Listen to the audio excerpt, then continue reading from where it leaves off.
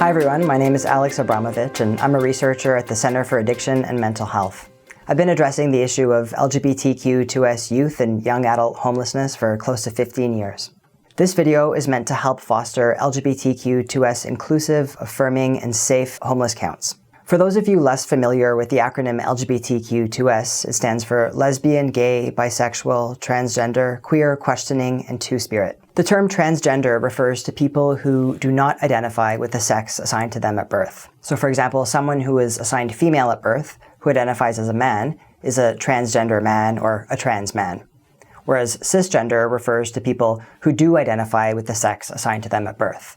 So for example, someone who is assigned female at birth, who identifies as a woman, is a cisgender woman or a cis woman. And the term two-spirit is a modern term that is culturally specific to people of Indigenous ancestry and refers to Indigenous people who identify as having both a masculine and a feminine spirit. This term is not exclusive to gender identity and can also refer to sexual orientation as well as spiritual identity. There are a variety of terms that people use to identify and describe their gender identity and sexual orientation, which is why it is really important that we ask inclusive questions and that we provide inclusive response options. LGBTQ2S youth and young adults experience homelessness at higher rates than heterosexual and cisgender youth. There are approximately 40,000 young people experiencing homelessness across Canada, but it has been difficult for us to measure exactly how many of those youth identify as LGBTQ2S for a number of reasons, which I'll talk about a bit later on. The 2018 PIT count found that 21% of the 2,600 youth surveyed identified as LGBTQ2S. Other research shows that this number could be as high as 40%. We also know that some LGBTQ2S youth experience homelessness and poverty at higher rates than others.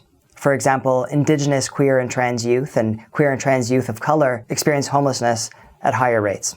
Even though the gender identity and sexual orientation questions have been developed in an inclusive way, it is also important that we create inclusive and safe environments for the surveys to be carried out.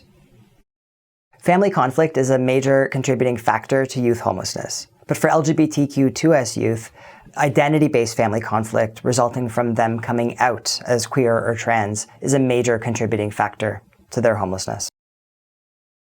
The experience of homelessness can be quite different for LGBTQ2S youth versus heterosexual and cisgender youth. For example, LGBTQ2S youth experience high rates of mental health issues, depression, anxiety, suicidality, and substance use. One of the biggest issues that LGBTQ2S youth face in shelters and housing programs are issues regarding safety. LGBTQ2S youth usually feel unsafe. Some LGBTQ2S youth experience discrimination and violence at higher rates than others. For example, Indigenous youth, trans youth of color, especially young trans women of color, experience high rates of violence and discrimination. It's important to remember that this is not a big city problem. LGBTQ2S youth and young adults exist everywhere, in rural and urban communities across the country. Hidden homelessness remains a significant issue among LGBTQ2S youth, especially for those who are living in more remote and rural communities, often making it difficult for them to take part in homeless counts. For example, youth frequently report surveys and intake forms only providing the option for them to identify as male or female, and sometimes other. So even when youth do check off other, we still don't know how they identify. In fact, we don't know anything about their identity. This makes it really difficult for trans folks to navigate services and programs because they have to hide who they are. Another common issue is that surveys frequently group gender identity and sexual orientation under the same label, making it difficult for us to tell a difference between the two. And in fact, gender identity and sexual orientation are different. In order to collect accurate data, it is important that we ask inclusive questions. People need to see themselves reflected in the questions that we ask and the response options that we provide. People are more likely to answer openly and honestly when they see themselves reflected in the questions. Improved data collection will help us understand the issue of LGBTQ2S individuals experiencing homelessness. It will also provide us with information to better solve some of these problems. The sexual orientation and gender identity questions are provided on the screen. I developed these questions in consultation with the National Pit Count Working Group and the Canadian Observatory on Homelessness. Volunteers like you will be reading out these questions and response options to respondents. However, in some cases, respondents might want to look at the questions themselves, just to ensure that they're able to self-identify. And this is an option that should be provided to everyone. One way to do this is for volunteers to read out the questions and the response options and ask respondents if they would like to have a closer look at the questions and respond and answer directly on the survey, or if they would like the volunteer to read the questions out again. If respondents appear confused, volunteers can say something along the lines, "There may be more gender identity options provided on this survey than on other forms that you've filled out. Some forms only list male and female as options. However, we would like to capture everyone's gender identity, so we've added more options for people to be able to select how they actually identify." In a scenario where a person might need some further clarification, volunteers can refer to the glossary. Volunteers should have a basic understanding of the different response options that are provided. We can never know how a person identifies based on the way that they look or based on the sound of their voice. So these questions should never be skipped or answered by the volunteer conducting the survey. It is really important to remember that all of the options are self-identified and that the only person who should answer these questions are the people who are taking the survey. It is never okay to question or comment on a person's response or to say things like, "I had no idea that you're trans," "I couldn't tell," or "you pass really well." Another important point to consider is that people may want to change their responses. They might want to go back to certain questions. So it's really important to allow them to do so. They may feel more comfortable after completing the survey and may want to answer their gender identity question or sexual orientation question differently. Different people experience homelessness differently. We know that there are certain populations that experience homelessness at higher rates. Indigenous people, LGBTQ2S people, they're not always represented in these surveys. Some might not feel safe participating in the survey.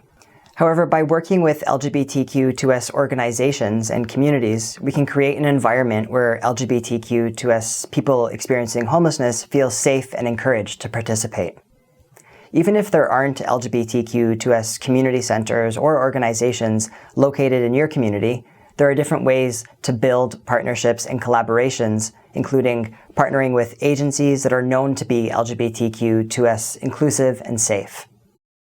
You can collaborate with organizations that offer LGBTQ2S services or offer a LGBTQ2S drop-in or program.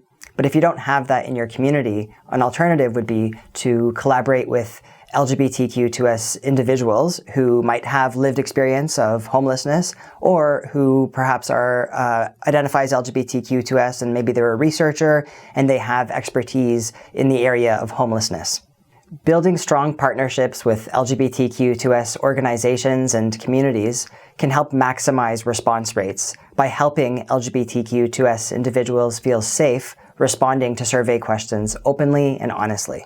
Engaging community and building LGBTQ2S partnerships and collaborations communicates your organization's commitment to an LGBTQ2S inclusive and safe count.